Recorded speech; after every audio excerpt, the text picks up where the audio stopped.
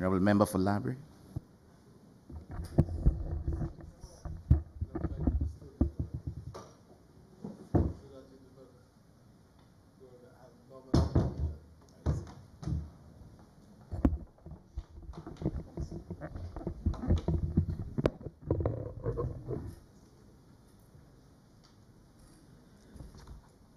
Thank you very much, Mr. Speaker. Mr. Speaker, as I rise to make my presentation to the debate on the 2018-2019 estimates of revenue and expenditure, I join in the chorus of congratulations to you on your election as Speaker of this Honorable House. Mr. Speaker, I am extremely pleased to hear you say that you have embraced this opportunity to serve in this office in the spirit of partnership, bipartisanship, and duty. As Mr. Speaker, being clothed with the important trust of presiding over the business of this Honorable House calls for an impartial arbitrator in conducting the business of this August Assembly, if we are to maintain the integrity of this chamber. Further, Mr. Speaker, in trying to ensure that our parliament becomes an important example of parliamentary democracy in our hemisphere, in your capacity as Speaker, you may want to encourage the Prime Minister to stop this puerile tactics and appoint a Deputy Speaker from amongst his elected members.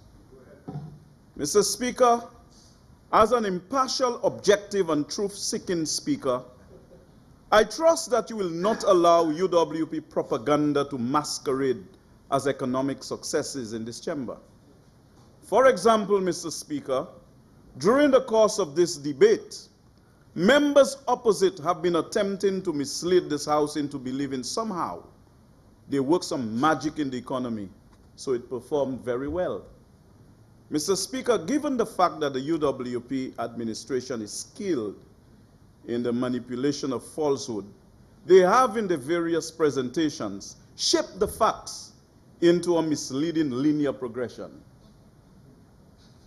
Mr. Speaker, after months of public flogging by the electorate, because this UWP administration is not delivering on the promises made to the people of St. Lucia, some statistics in the Social and Economic Review has caused the UWP to declare in joyous words that at last they have something good to report.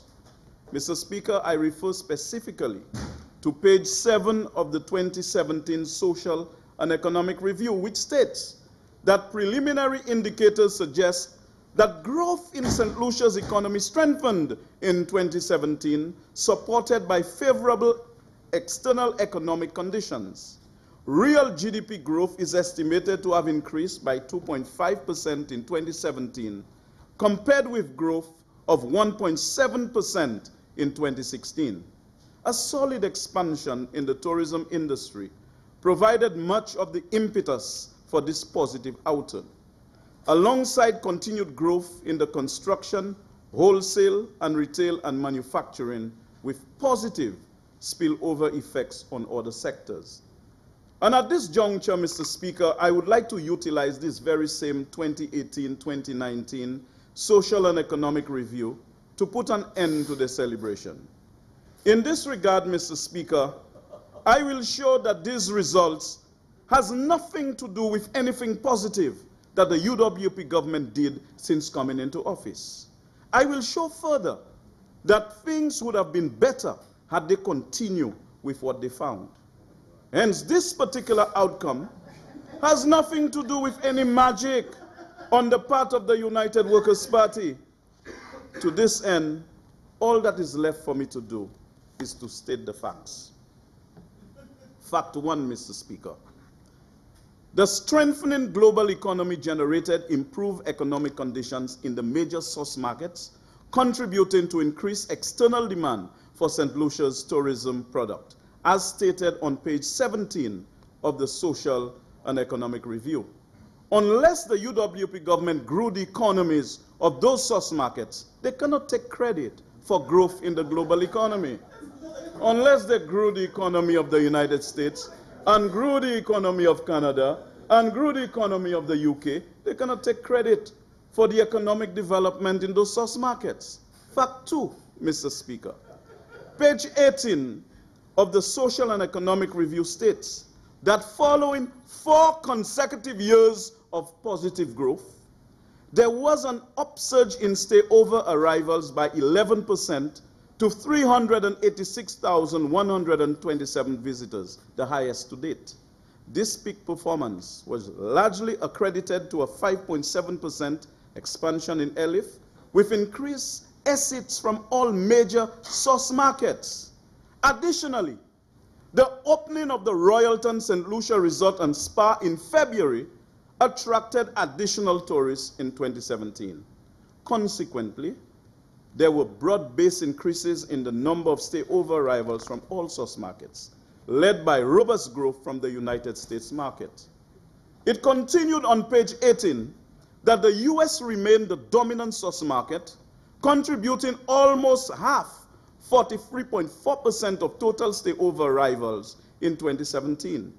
This positive performance, it says, was primarily attributed to improved economic conditions in the US. Additionally, airlift and load factors increased on some carriers, including JetBlue and United Airways.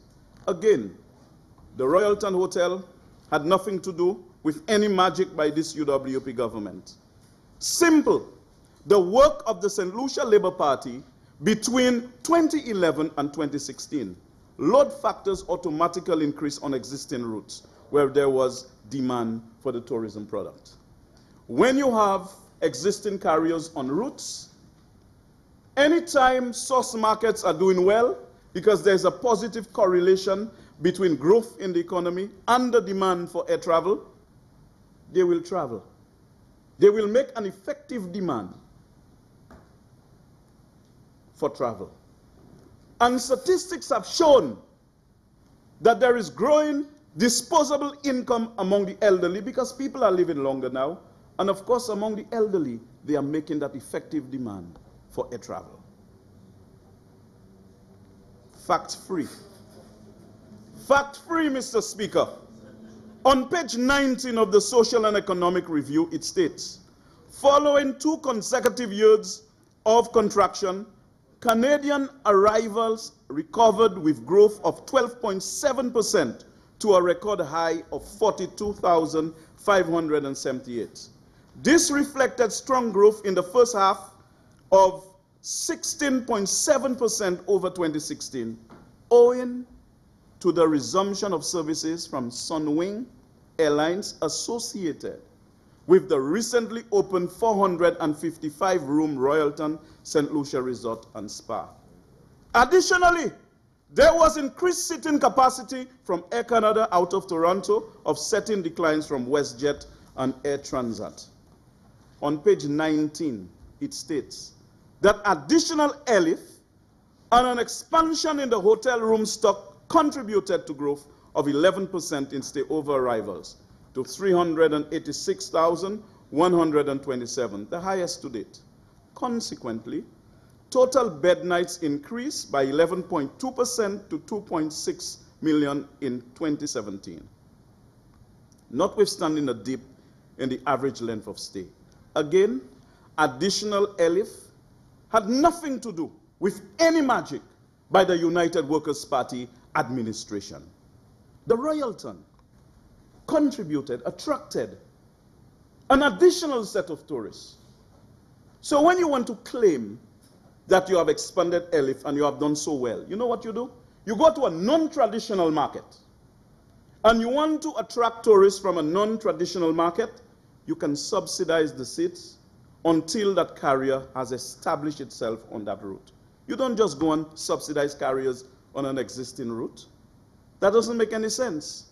Anytime the economy of the source market improves, then the demand for air travel on those carriers would be automatic. Fact 4. On page 19 of the Social and Economic Review, it states that arrivals from the Caribbean, the second largest source market, continued to increase in 2017, growing by 13.6% to 76,349 arrivals. This outturn was mainly due to higher CARICOM arrivals of 21.2% and to a lesser extent by growth of 5.6% in arrivals from the French West Indies. More consistent services from Liat and the introduction of a small charter service contributed to this improved performance. Mr. Speaker, speaking about Liat, there must be a change in our attitude towards Liat. Liat was not chartered to maximize profits. Liat was chartered to provide inter-island service. And at one time, we maintained a presence at Iwanora, where Iwanora was serving as a hub. Even privately owned airlines register huge losses that run efficiently. Far less state-owned carriers. Look at the symptoms of state-owned carriers, and you'll realize that they all suffer from the same set of symptoms. And so we must look at Liat vis-a-vis what we want to achieve in our country in terms of arrivals. And just like we make provisions for education, we make provisions for health, we look at making a provision for Liat on the basis of the net benefit to the St. Lucian economy.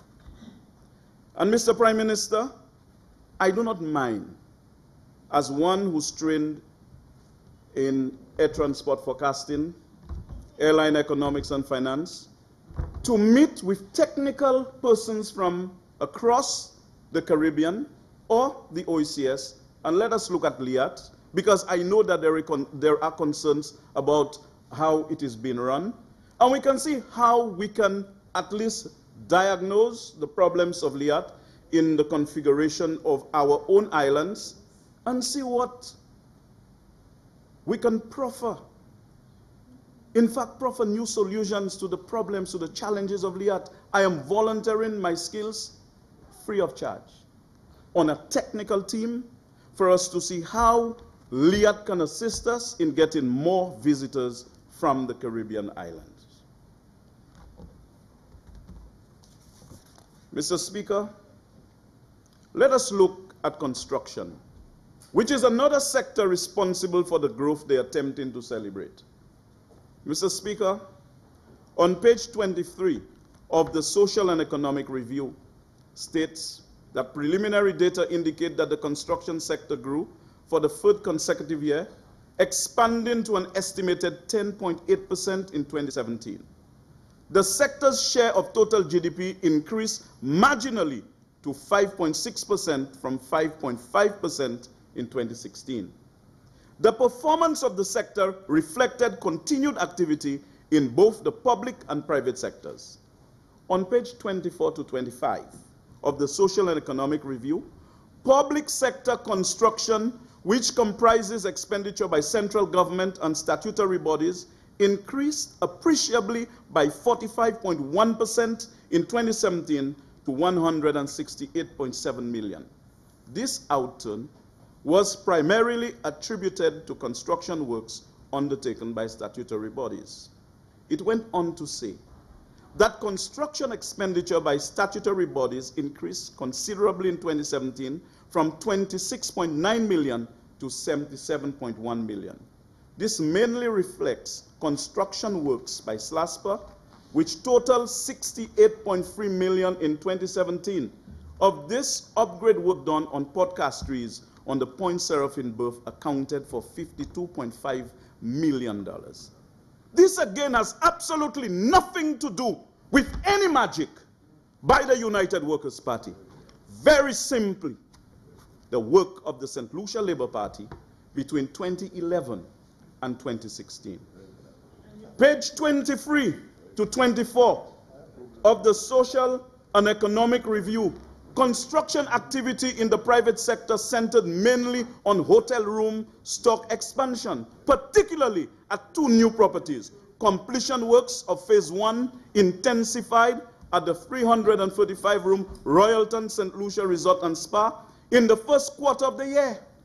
Construction work on the 115-room Harbor Club Hotel, which was temporarily halted in the last quarter of 2016, resumed with significant progress made towards completion in 2017. Mr. Speaker, again, both the Royalton and Harbor Club hotels has nothing to do with any magic by the United Workers' Party. Simple. The work of the St. Lucia Labour Party. Reflective of the level of construction activity, employment in the sector increased by 3.8% in 2017. Speaking of unemployment, Mr. Speaker, the Social and Economic Review states on page 49 that the rate of unemployment continued to fall, dropping to 20.2% in 2017 from 21.3% in 2016. The 2017 decline represents the third consecutive decline from a peak rate of 24.5% in 2014.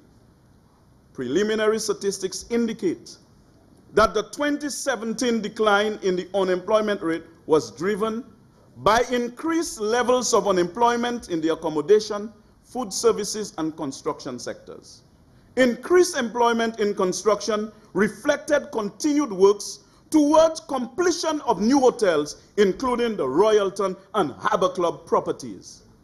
There was also a notable employment from public sector projects, such as the upgrading of the berth at Point Seraphine and roadworks. Underemployment creation.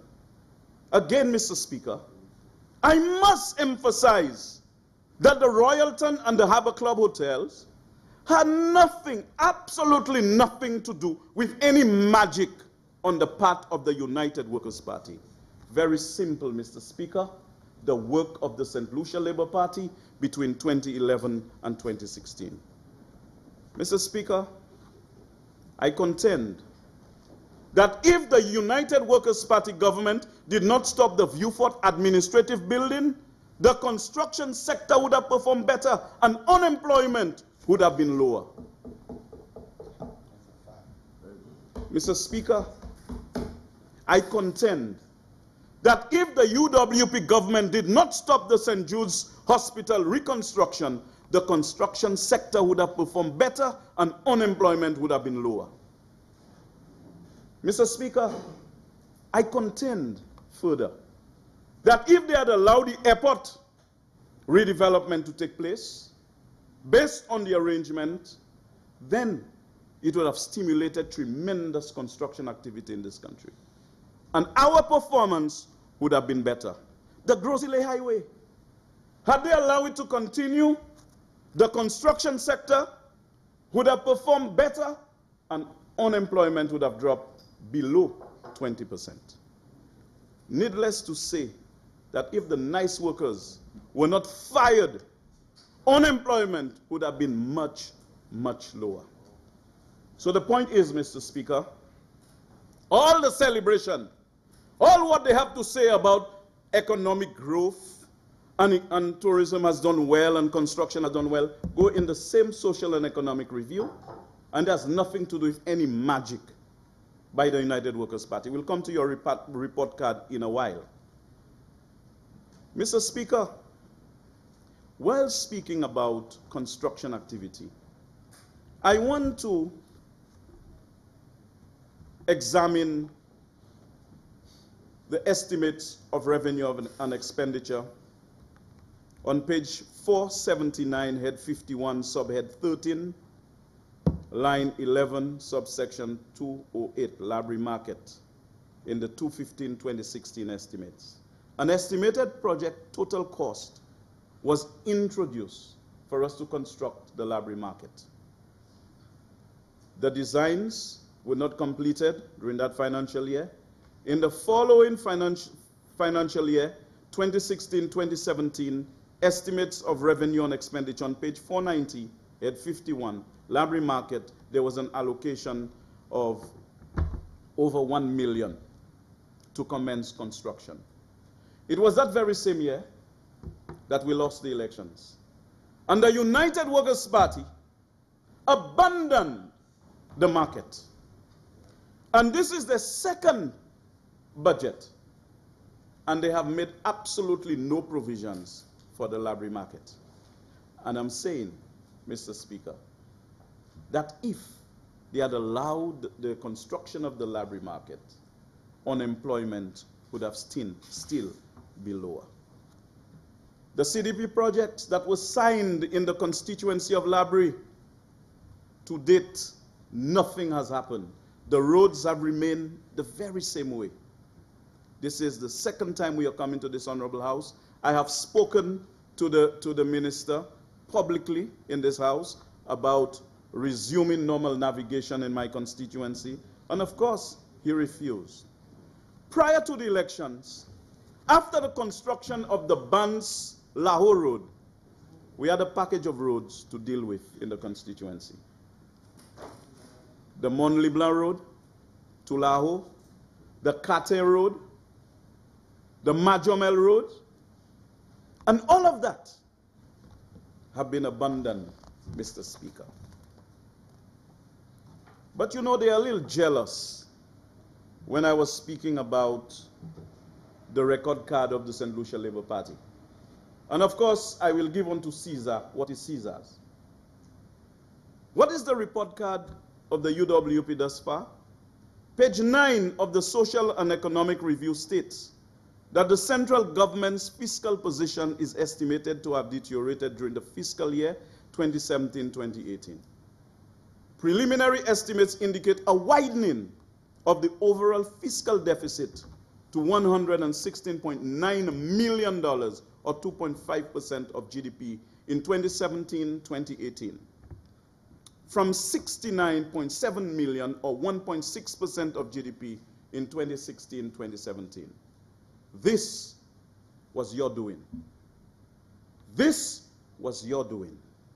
Consequently, it went on to say, there was a reduction in the current surplus from $92 million in 2016-2017 to $63 million. Similarly, the primary surplus fell from $89 million in 2016-2017 to $45.5 million in 2017-2018. Again, this was your doing. On page 10 of the Social and Economic Review, it states, current revenue is projected to rise at a decelerated rate of 2% to $1,051.1 in 2017-2018, owing to strong growth in non-tax revenue, mainly from the Citizenship by Investment program. This deceleration was homegrown by the United Workers' Party. Following the rate reduction in February 27, 2017, total VAT collections fell by $27 million in 2017-2018 to $308.5 million. It was the CDP, it was the CIP introduced by the previous SLP government which prevented a worse decline in current revenue. Clearly, from what we have discussed so far, this United Workers' Party government has a proclivity for growing fiscal imbalances. Mr. Speaker, this morbid scenario was not a product of spontaneous combustion, but rather a byproduct of incompetence coupled with an asinine and flawed economic logic by the framers of the following economic policy. Mr. Speaker, the government said that to reduce the tax burden on the poor people of St. Lucia, they would reduce VAT to 12.5%, which would have resulted in a reduction in food prices, greater demand for food, and there would be no decline in VAT receipts and would put ching-ching in their pockets. In other words, the government argued that if you reduce the VAT rate, make the items cheaper, then people are price sensitive, they would purchase more, and it would compensate for the reduction. They promised to reduce license fees by 50%, which never materialized. Then they imposed a $1.5 on a gallon of fuel and associate this amount to road construction. Mr. Speaker, this formula resulted in higher taxes being paid by the people of the country than when VAT was at 15%. Under this government, taxes have risen, and our ability to pay is in free fall. Mr. Speaker, instead of food prices going down, they actually went up. And I listened to the minister last night, the honorable member from Choiseul, said that if it was not for VAT, the food prices would have been higher. And that was his explanation. Okay. But I contend very strongly, Mr. Speaker, that when you increase fuel prices,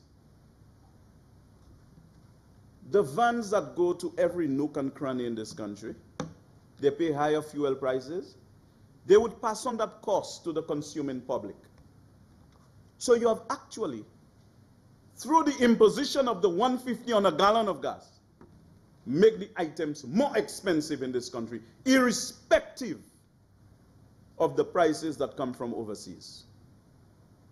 And you know, it's amazing that they have all acknowledged that they increase it from $2.50 to $4 by $1.50. But they had a match, an orange match, saying that there was this $6.80. So if you move to $4, it should have moved from $6.80 to $4. It should have decreased and not increased. So you all match, you all did all sorts of foolishness, and you all came around to the House and saddled the people of this country with more taxes. Motorists are paying much more in fuel than the license they were paying prior to the introduction of the measures by the United Workers' Party. Fishermen who utilize the bulk of the fuel, which roads are being paved on the sea for them? Which roads? You make them pay an additional $1.50 on a gallon of gas. They use more gas than the minibus drivers. You're paving, you're putting Baba Green on the sea for them. And after you are increasing the cost, you're not paying them again. Huh? For a whole year, there's nothing coming in. A very insensitive government, very callous.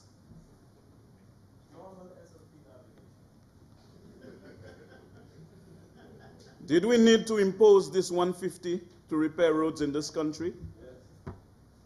Without any imposition, we were able to build roads all over the country. And Mr. Speaker, if I continue, if I begin to talk about roads, without the $1.50 being imposed on the people, it will take me 40 days and 40 nights to go through the list. But I'll give you an idea, an Adam rate. In Soufrière, main streets in Soufrière town rehabilitated. Potholing done on the Fonse Jacques Road. Sulphur Springs Road completely rehabilitated. Upper Market Road, Lower Market Road, L'Espérance Road, Boisden Road, Chateau Bel Air, Soufrière, Choiseul, Saltibas, the Fiat Road. I was there just about a week ago. Great road. The Labour Party. Balka Road, rehabilitation. The Daba Road. The Montgouge Road. Jetwin Road. Delse Road. Chutig. The Gulf. Espérance Road. Saltibas was attended to. Kasri Southeast, it's there. Kasri Southeast is there. But the document is so thick. Kasri's, it's there. Kasri Southeast, Cul-de-sac. Cul-de-sac is just one road. Yes. Babuno. Let's go to Babuno. Babuno, Foncako Road, Kabish Road, Red Road, Union Terraces, Chassin, Poidou Road, Talvan, Timon Road. And we'd go Bridges, Deville, Crestland, Wavinclair, the Mocha Bridge, Mini Bridge, Fonasson, the Alba Bridge, the Debonnet Bridge, Bonte, Bois d'Orange, Assou Canal, Rodney Bay Bridge, Opico Bridge, Demaï Bridge in Vieux-Fort North, Fonjoyer Bridge, Vieux-Fort South, Démon, Canneries, Bailey Bridge.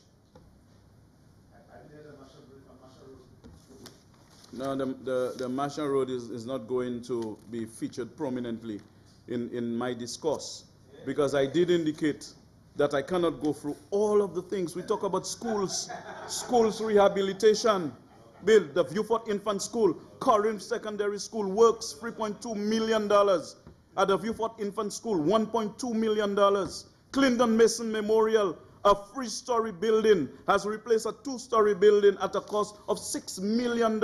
We did all of that without imposing $1.50 on fuel to say that we are going to address roads. Right through our term in office, we worked on roads. And, you know, I can organize this document at some time and I'll circulate it to honorable members.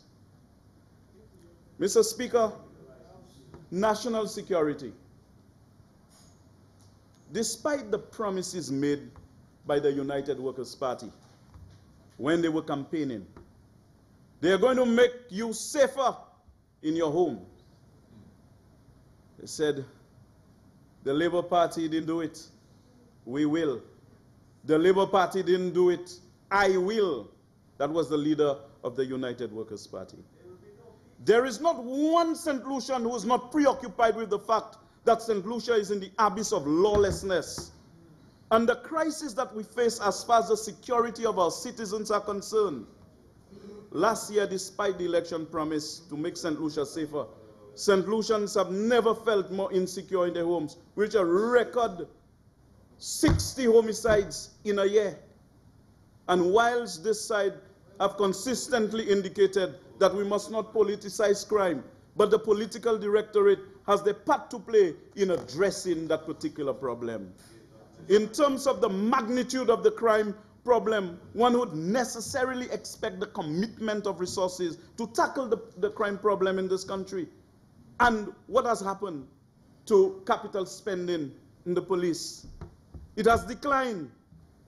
What's about the social interventions to address the causes and consequences of crime, the social programs? Have we increased the amount to the social sector? No, we have not. Our social interventions must regain control of places today that are hospitable only to antisocial behaviors.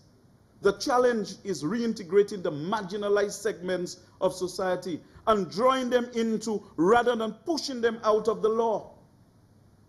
Government assistance must cause a switch from illegal to legal activities. In Southeast Asia, assistance has been given to groups to switch from illicit crops to legal crops. So in this country, when we want to talk about crime, we must be serious about it. The government is chopping all the social programs that make sense for the people of this country, and they keep a little skeleton. And you talk about good management of resources. We have to continue to invest in social programs in this country. At a time when we have adulterated the CIP program, due diligence is not what it's supposed to be. We already have a security problem. We must not be a safe haven for all types of shady characters. We cannot. And so, how do we address the causes and consequences of crime when we have decreased assistance to the police and decreased assistance for social programs? We need to accelerate the implementation of social programs that will help prevent crime from taking place. We have to spend to enhance the capacity of the intelligence structures in our police force. We need to do those things. We need to address our ports of entry and Coast Guard operations. We need to be serious. So you all need to walk the talk. You all need to walk the talk. Health, Mr. Speaker. Health. Mr. Speaker, this is the second year that the UWP has placed an allocation in the estimates, but nothing is happening with St. Jude's. Nothing is happening with St. Jude's. Mr. Speaker, I just want to take my journey through the corridors of time. In 2010, 2011, estimates of revenue and expenditure on page 483, head 44. An estimated project total cost was $60 million, and an estimated $20 million was provided for in the estimates. Estimated project balance at March 31st, 2011 was $40 million. In 2011-2012, estimates of revenue and expenditure on page 528, St. Jude's Hospital reconstruction.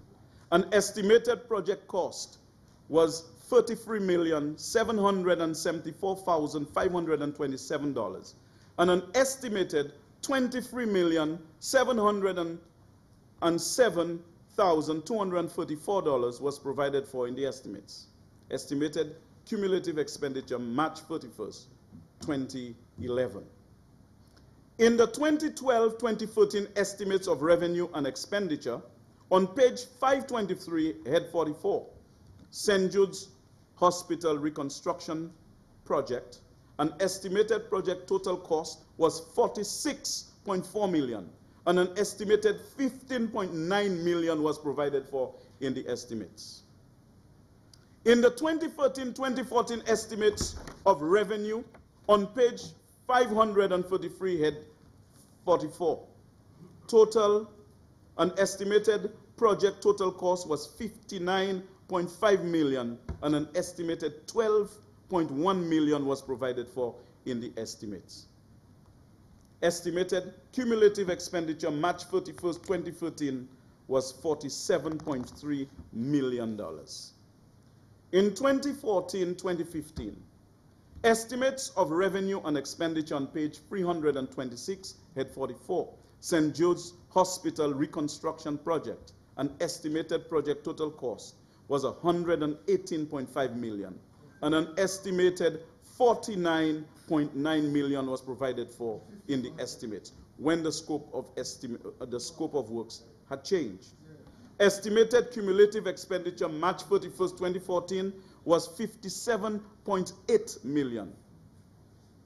Estimated project balance March 31st, 2014 was $10.7 million.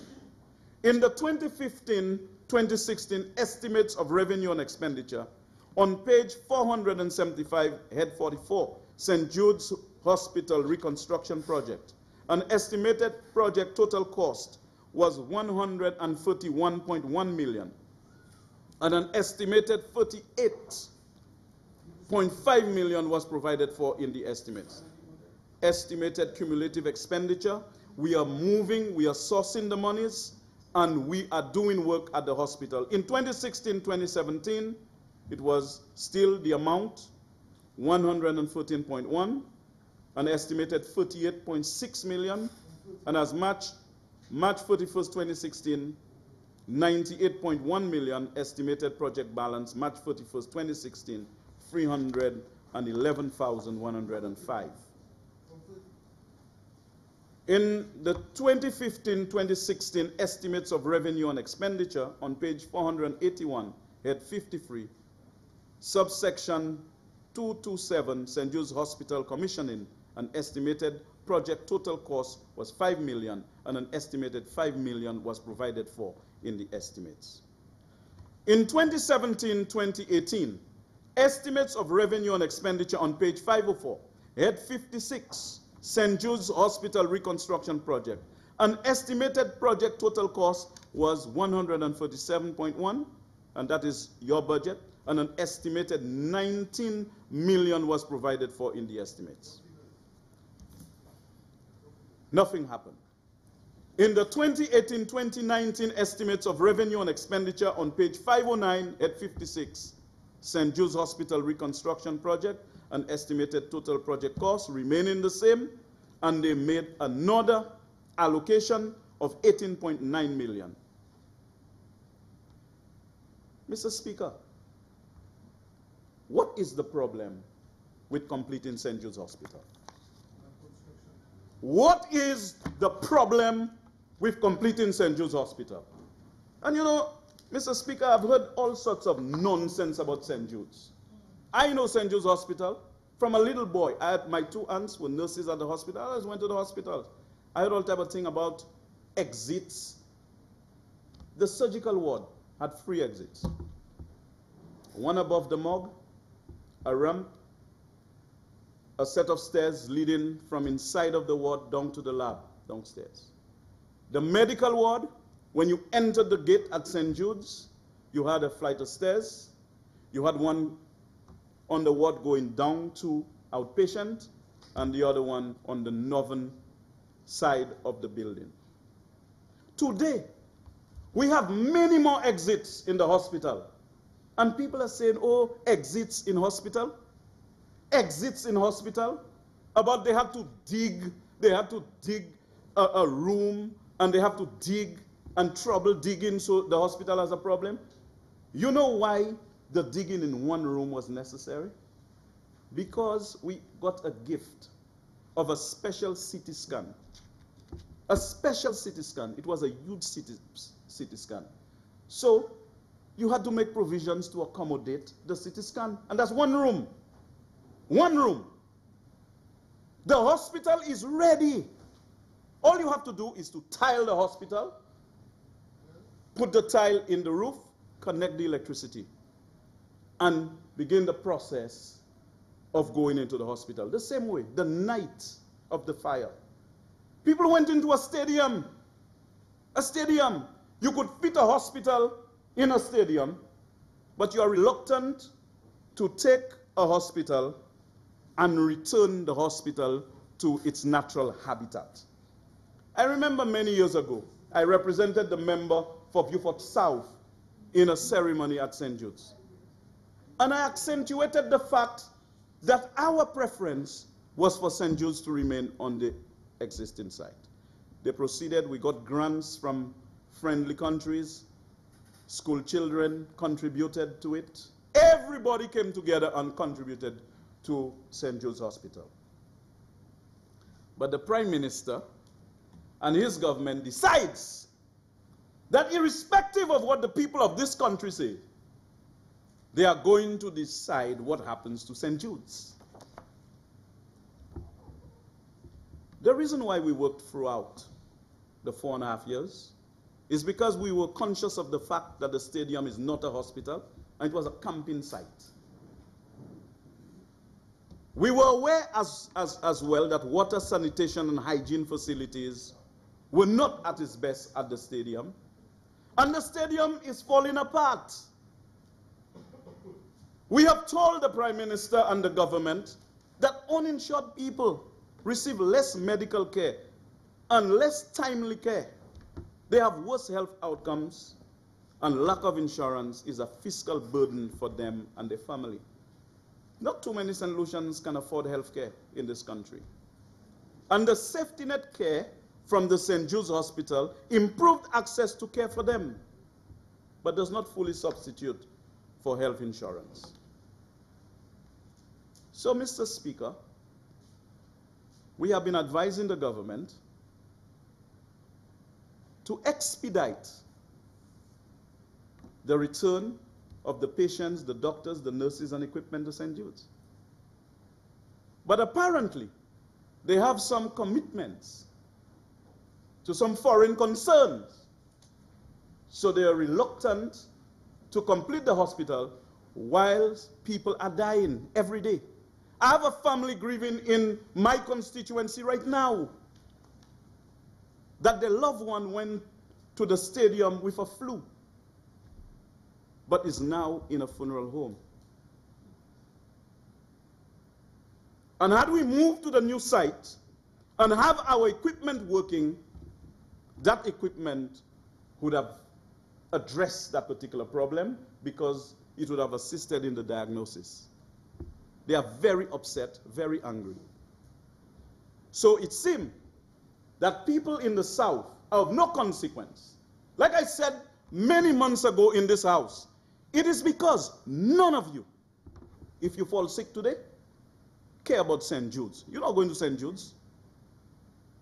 You go to your Tapillon Hospital, you take your ambulance and then you travel to Miami, or anywhere you want. You want a tetanus injection, you fly to Germany to get the tetanus injection. So the people that cannot afford, you don't care about them. So you decide that because of T.O. King or whoever, it's in the equine disease-free zone, so there's no St. Jude's. Well, let me make it absolutely clear to the Prime Minister and clear to his government that you all are not going to take our hospital and transform it into anything. You better complete St. Jude's Hospital. That is the fact. And there is absolutely no compromise where that is concerned. No compromise. How can a group of people drunk with power just decide to stay in their air-conditioned comfort and decides who live and who die in this country? Like you have dominion over life and death. Like you want to transform our hospital into some kind of entertainment center for your horsemen. Find somewhere else. Find somewhere else. The hospital is almost completed. Tile the hospital and move the people back.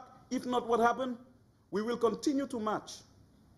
We will continue to march. And I'll tell you this, Mr. Speaker, you see Alva Romanas Baptiste, and my God knows my heart. I will never, ever allow anybody to take St. Jude's and do papi show with it. Yes, that's not the Prime Minister's private property. That's not your private property. That's not your private property.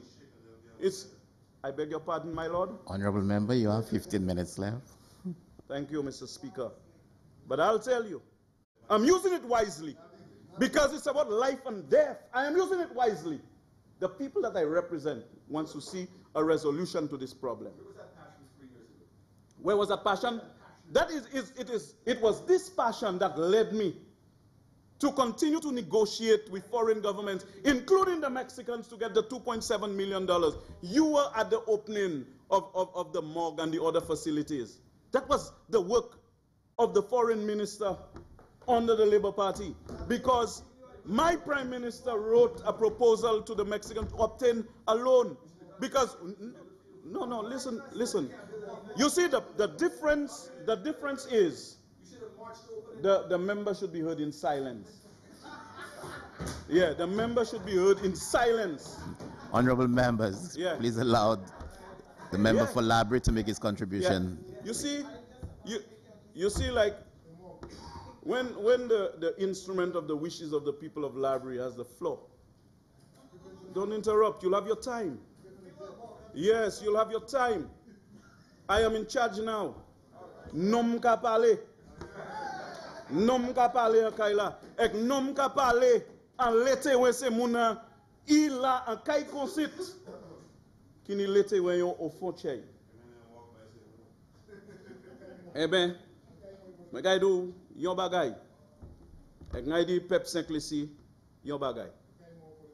Pa bete kou, bolan me pa loin.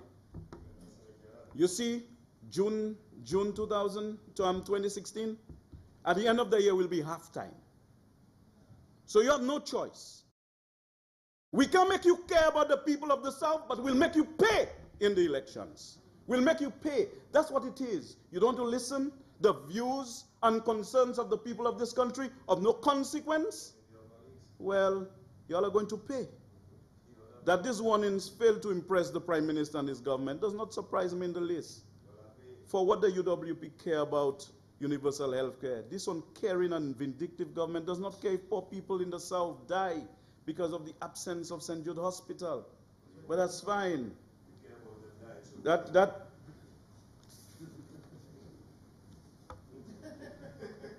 Mr. Speaker,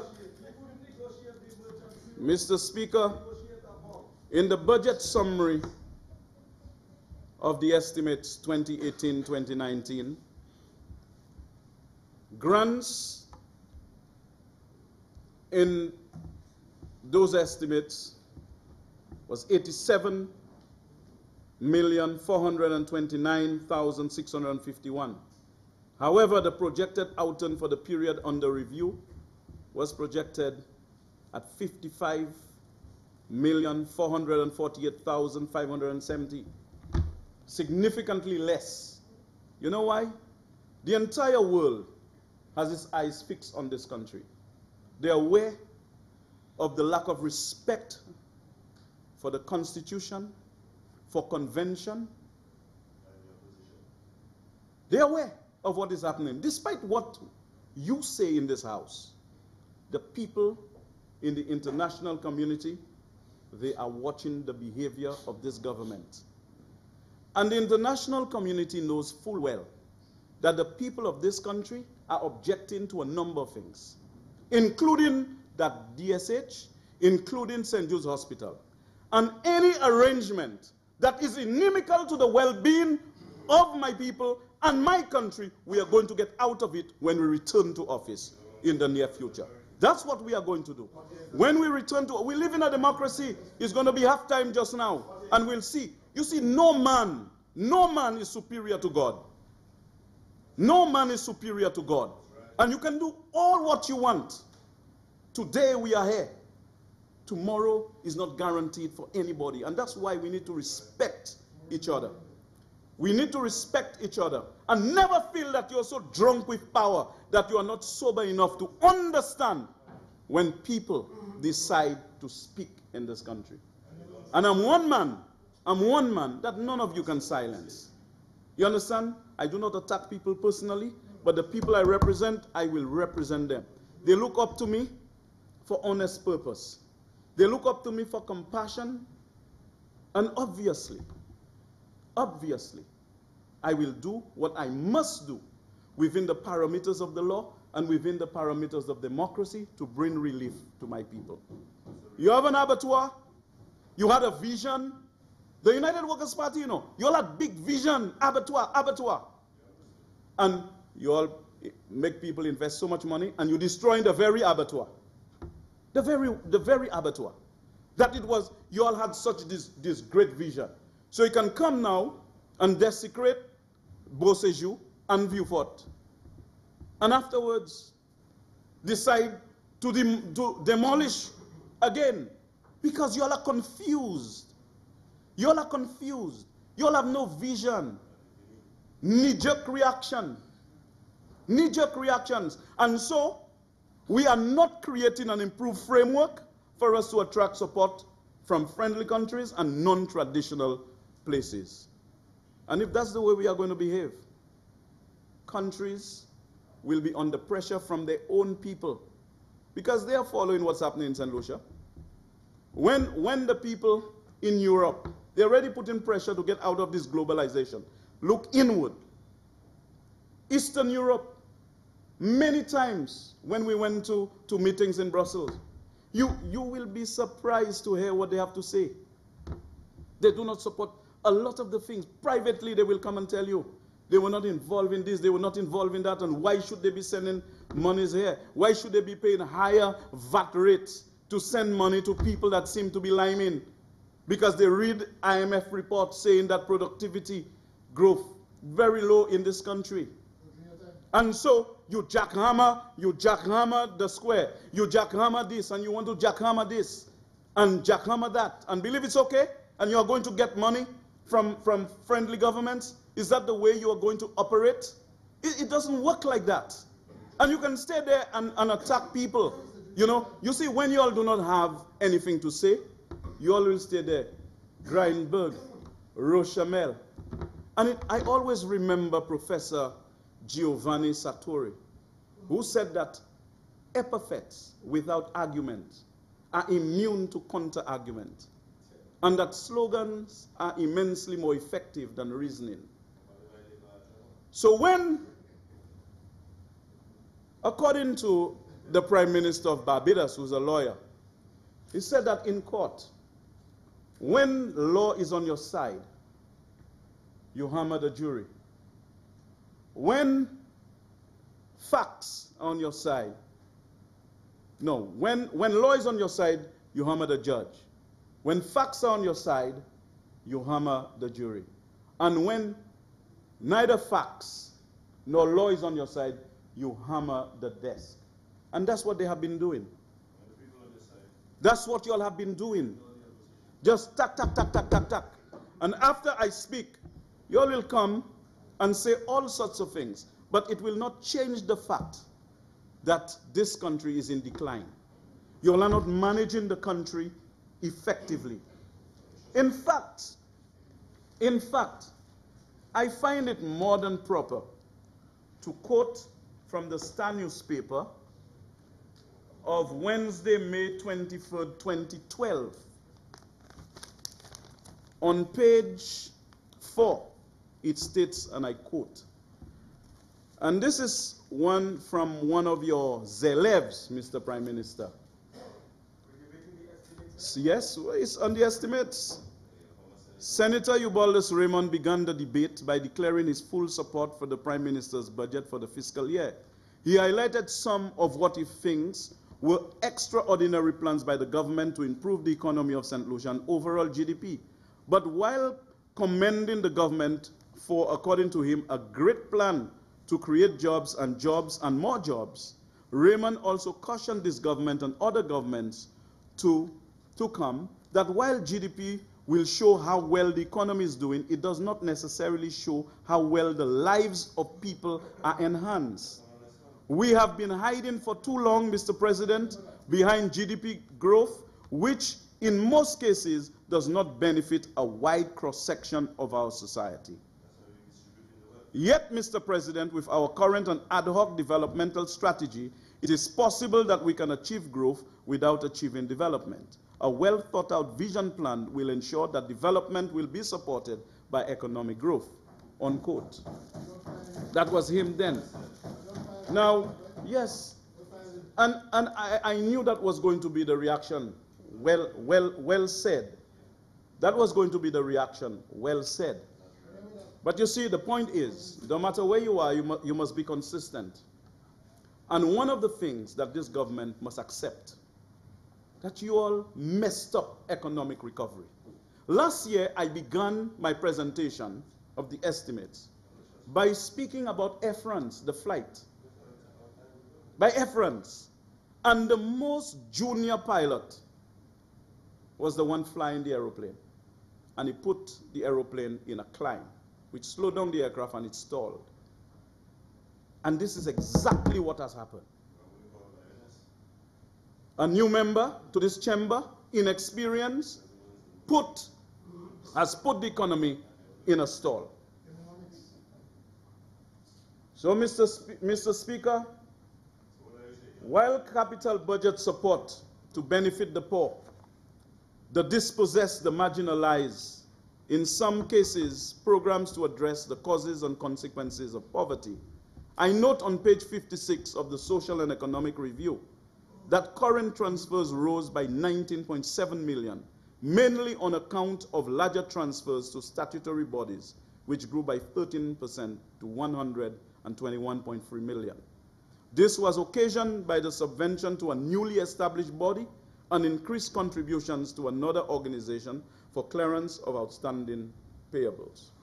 I am hoping, Mr. Speaker, that these transfers are not being made to benefit foreign concerns at the expense of the people of St. Lucia. I do not want to enter the realm of speculation, but I'm making the comment. Because St. Lucia has become the plaything of a clique in this country, foreign cooperation and their friends. But you see, I want to end, Mr. Speaker. I'm on final approach, well established on radial 281 from the Bravo November Echo VOR. As a result of this rigid and uncompromising posture of this UWP administration, it has brought down upon its head a more nearly unanimous condemnation by public opinion than as any other period in modern times, or perhaps ever in the history of this country.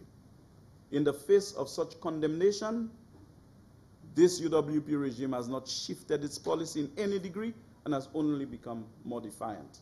They laugh at everything that they should be serious about, that they should reflect on. You're like, a great American once said, they laugh like wretches, wretches that laugh at the rights of humanity. And clearly, the casualties of the 2016 UWP election victory are not are not only the poor, the marginalized, the dispossessed, the people whose jobs are destroyed, whose services are crushed, whose living standards are pushed down to deeper depths of insecurity and misery. The estimates of revenue and expenditure of 2018-2019 offers no hope for the people of this country. Hence, what is convulsing St. Lucia today is not merely some rivalry between UWP and SLP. It is a counter-revolution against our ideas and ideals as St. Lucian, against our sense of justice, our values. That's what it is all about. So all of a sudden, our concerns have no consequence to you. Honorable Member, time to sum up. To my constituents who look to me for compassion, for understanding, and for honest purpose, I will continue on that particular path. I thank you, Mr. Speaker.